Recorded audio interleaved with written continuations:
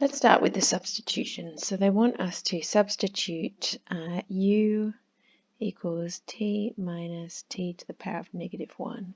If we do that, the u equals, when I differentiate t, I get 1.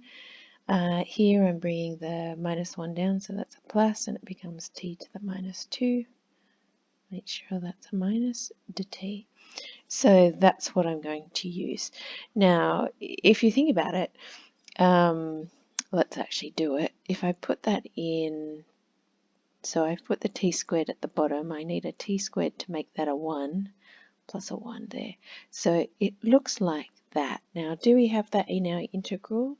Let's force it and see if we can force it and make it nice here. So the integral we're using is 1 plus t squared, 1 plus t to the 4 on the bottom dt. So if I change that to a t squared plus 1 on t squared, which is what I'm after, what would I have to times that by to get back to what to balance it up, basically? So I'd need to get rid of that t squared on the bottom, and I would need 1 plus t4 on the bottom. All right, so that's what I would need. If we have a look, this section now, so dt and all that becomes du. So just write that in. So that part would become du, so that's fine. And what else would we have? We've still got this pink bit here, this t squared on 1 plus t to the 4. And if you think about that a little bit, I can divide both the top and the bottom by t squared, so I get 1 on t squared, so that's t to the -2, and t4 on t squared, so that's t squared. So that would end up being this integral here. All right, now the other thing that's handy, a little trick that is handy, the reason I want it to look a bit like that is because look at what u is equal to, right? And I want it in terms of u. So now it looks a little bit more like the u, but still not quite what we want. If you think about u being t minus t to the -1, if I square that, so square the first term, square the last term, and double the product, so the product's -1, so it would be -2. I get something very similar to what I have now on the denominator. So you can see this will become u squared plus 2 du. And we know that that is just an inverse tan. So this is u on square root 2, so I need the 1 on square root 2 out the front as well, plus c. And if let's move this down a bit. If I change this to, back in terms of t, we've got inverse tan. Remembering u is our t minus t to the -1 on root 2 plus c. If you want to make it look even nicer, we can, so if I multiply both top and bottom of that by root 2, I get root 2 on 2. So here's root 2 on 2. And then I can also multiply both top and bottom by t squared. Makes it look a bit nicer. So this will be t squared -1, and I'll just have a t squared on the bottom. Sorry, I'm just multiplying by t, not t squared. So I'll just get rid of that. So just a t on the bottom. There we go. Plus c. Now hopefully, let's go back to that. So that is what we were asked to find, and we've got it in the right form there. So that was by using that weird substitution. Alternatively, we can use this result. So they're giving us something to use for partial fractions. So let's have a look at doing it by partial fractions. Let's have a look over here. All right. So by partial fractions, we're going to have, and I'll write it out. So we've got it. Oops. Let me just move that up. So I've just got the partial fraction part. Okay. So we're going to end up with 1 plus t squared. Now they've given us what it equals, and it's a difference of 2 squares. So I've got a 1 plus t squared minus a root 2t. and a 1 plus t squared plus a root 2t. So you can see I need a linear because this is a quadratic. And again, I need a linear because this is a quadratic. Alright, so they're same, but different. One's positive, one's negative root 2t.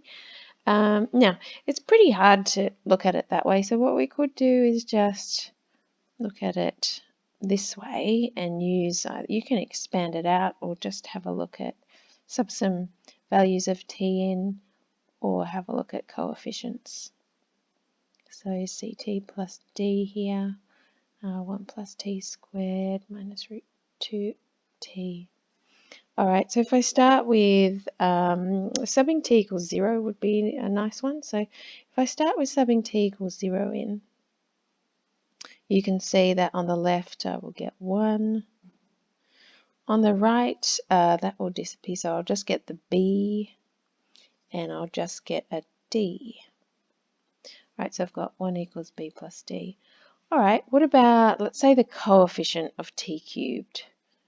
So if I look at the coefficient, oh that's terrible, sorry about that, of t cubed, you can see we've got 0 on the left, and to get t cubed, if you think about it, there would be an a, it's the only way there, and the t cubed is a plus a c over here. So we know that from this that a would have to equal minus c. Alright, so let's look at, how about the coefficient of t squared? So 1 on the left, we would have, so t squared, we need that 1, so that's root 2a's. Root 2a's. We would get that one, so we would get a b for a t squared. We would get that one, so we've got negative root 2c. And we would have that one there, so we'd have d as well. Alright, now we know if I put root 2 here, I've got a minus c there, and then I've just got b plus d. Now we know b plus d from that, from the top here is 1. Therefore, if that's 1, then we need root 2 times 0. So that a minus c would have to be 0. So that tells us that a has to be c. But we've already got that a has to be negative c. So now we know that a equals c equals 0. So we know our a's and c's are 0. These ones here are 0. So we're kind of getting rid of that term. So we're only interested in our b and d now. All right, so let's look at the coefficient of t. So we've got 0 on the left. We're going to get this term here. So that's a. Which we know is 0, so I really don't need to write it. We're also going to get a root 2b. Root 2b. From this one, we are getting a c and minus root 2d. So we already know our a and c are zeros. So you can see here that we're going to get root 2b minus d equaling 0. So b would have to equal d. So b would have to equal d, and then we've got also that b plus d is 1. So in order for that to happen, b and d would both have to be a half. Alright, so b would have to be a half and d would have to be a half. So now let's put that in. Sorry about my bad working here. Let's put that into our partial, use it in our partial fraction. So the integral, the original integral, we are going to split up into half. So there's our b of t on that denominator. Now that denominator is not so handy. So what I can do though is complete the square on that denominator. So I'm going to have t minus 1 on root 2 squared. Right, root 2 on 2 is 1 on root 2, so I've just changed it to 1 on root 2. That'll give us plus a half, so I still need another half to make the plus 1. Okay, so also I've got the d, so the d is also a half. And the same thing goes here, that denominator, if I complete the square. So remembering root 2 on 2 is the same as 1 on root 2, you can write it either way. So that's going to be the plus squared. We're also going to need to plus a half to balance it. All right, so then we've got inverse tans. Just remember our a is our 1 on root 2. So if I do 1 on root 2 for the front, I get just root 2. So I've got a half already, and I'm timesing that by root 2.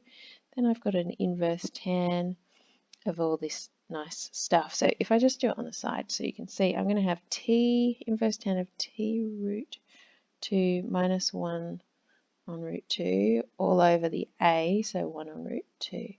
So you can see the denominators of each fraction cancel. So really we've just got root 2t minus 1. So root 2t minus 1 there. Plus, again, we're going to get half. We're going to get that root 2. We're going to get inverse tan. And this time it's going to be exactly the same, but plus. So root 2t plus 1. And of course we've got plus c as well. So what do we end up getting? So root 2 on 2 again is 1 on root 2. Note, I'm doing that because it's a show that. So I'm looking at what I'm trying to get. And that helps me. All right, so we've got a root 2t minus 1 here, and we've got a 1 on root 2 inverse tan of a root 2t plus 1 plus c. All right, so that's B. Part C, it says the formula in parts A and B agree, provided the limits, when I multiply the limits, I'm getting a 0 or a positive number. So can you imagine that if I just go back to, where were we before? Over here. Here we go. So we made our substitution. I should have brought that to your attention before. Here's our substitution there, and if you think about it, it's t on 1 over, t minus 1 on t. So you note here that u is undefined for t equals 0. So t cannot be 0 if we're using this substitution.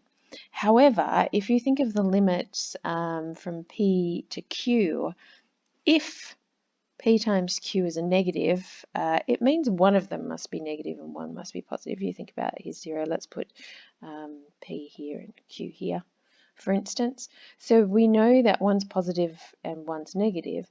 Therefore, 0 is in that interval pq.